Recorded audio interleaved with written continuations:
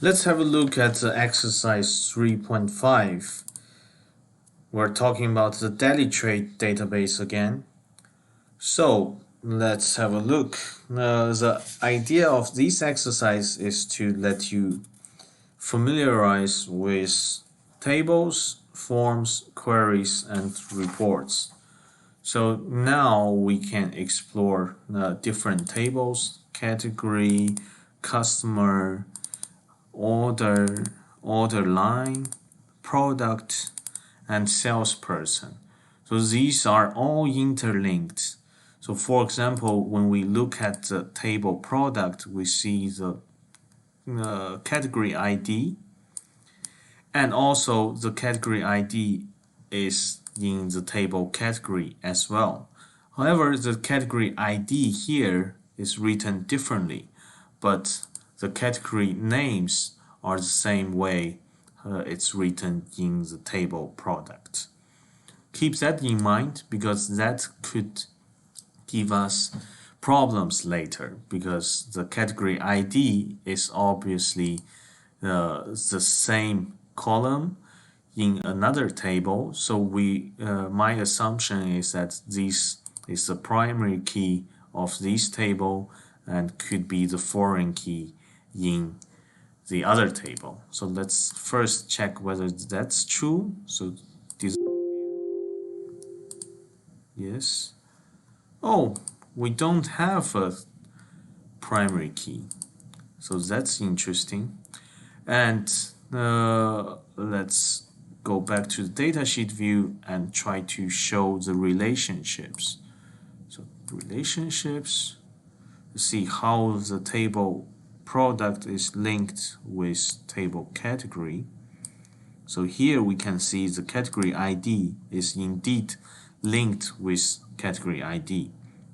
And here it shows this is the primary key and this is a foreign key in the table product.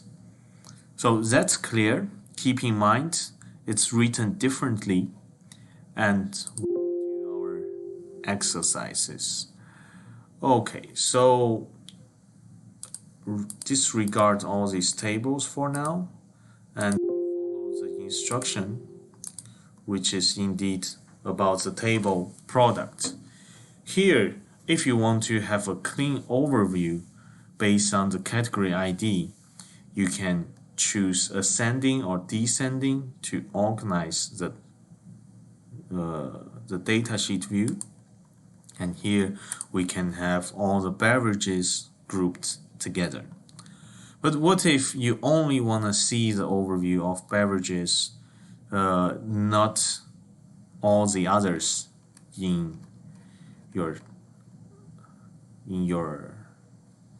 table, in your overview? Then we need to create a query to do that. So here is how we create a query. We can choose from query design or query wizard. So in the next exercise 3.6, we will create a query together, follow the instructions. But for now, I just want to show you how it works with the category ID.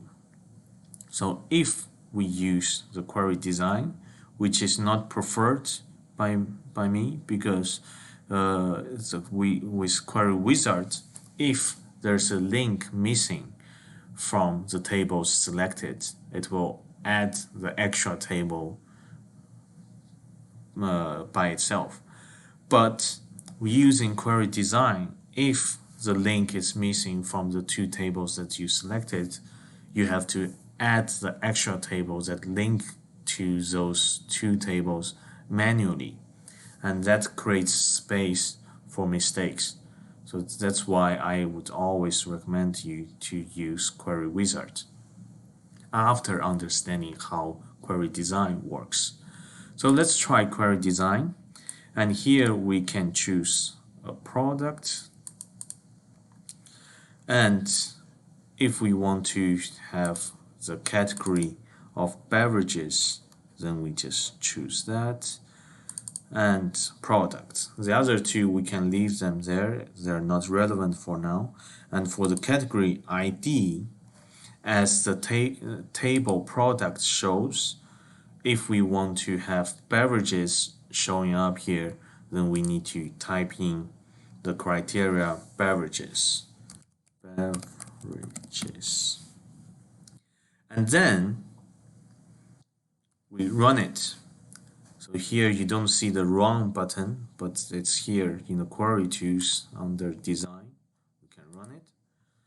There's no products belong to the category ID beverages. That's strange because just now we see so many products under the category ID beverages. But how come it's not the case here? So let's check our design of the query. Beverages, it's spelled correctly. It's under the category ID. Everything looks okay. However, remember the relationship we just saw between the table product and the table category. You know that in the table category, the category ID is linked to these fields. So not the category names, but category ID. Then here, the category ID has a different name called CBEV. So even though from the surface, from the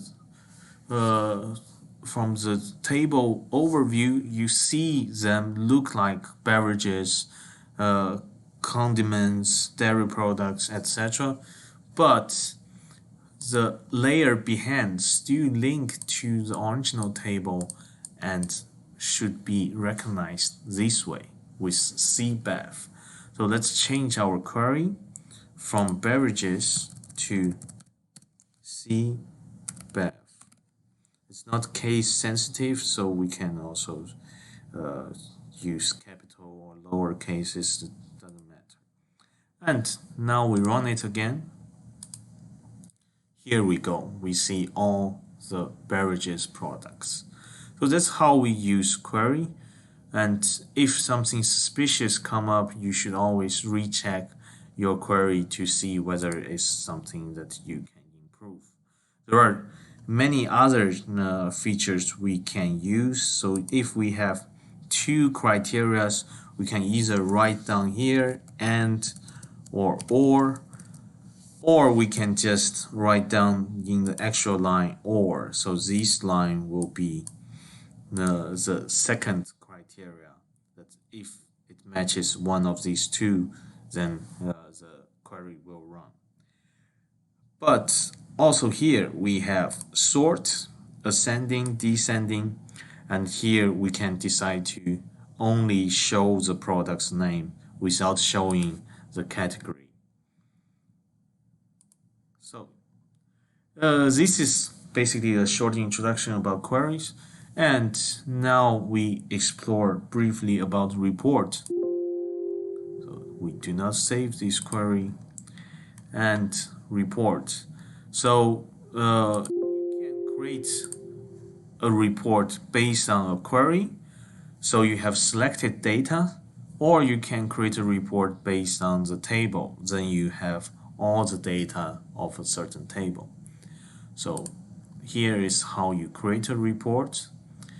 Again, two different buttons, design and wizard, and I always prefer to use wizard. Let me give you a quick example using wizard. And here you can see that we can choose from different tables and queries that are not here, so we cannot choose them. Let's use table customers as an example. Oh, the table customer only has customer ID, so that's not a good example. Let's use the table products.